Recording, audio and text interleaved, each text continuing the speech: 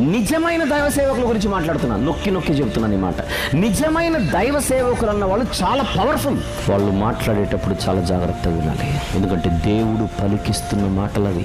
భయపడకపోతే, తలదించకపోతే result వేరేలా ఉంటుంది. యెజబెల్ని చూస్తున్నాంగా, కొంతమంది సేవకులు లెక్కే చేయరు. ఉన్నారు సేవకుల పేరిట దొంగ సేవకులు కూడా ఉండొచ్చు, కానీ నిజమైన సేవకులు అనే వాళ్ళు అసలు లేరా సమాజంలో? ఉన్నారుగా. వాళ్ళని గౌరవిస్తున్నామా? పట్టించుకుంటున్నామా? లెక్క చేస్తున్నామా? వాళ్ళ మాటలకు ఏమైనా చెవిలిస్తున్నామా? తీసి పడేసి మాట్లాడడం భయం లేదు.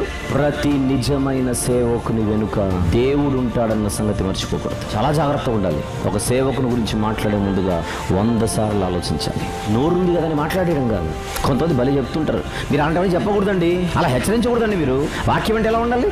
సాఫ్ట్గా ఉండాలి, వినగానే శృతిమెత్తంగా ఉండాలి. హెచ్చరిస్తారేంటి మీరు? పోతారంటారేంటి మీరు? అలా చెప్పకండి. మీరు అలా చెప్పకూడదు. అసలు వీళ్ళెవరు ఆంక్షలు పెట్టడానికి?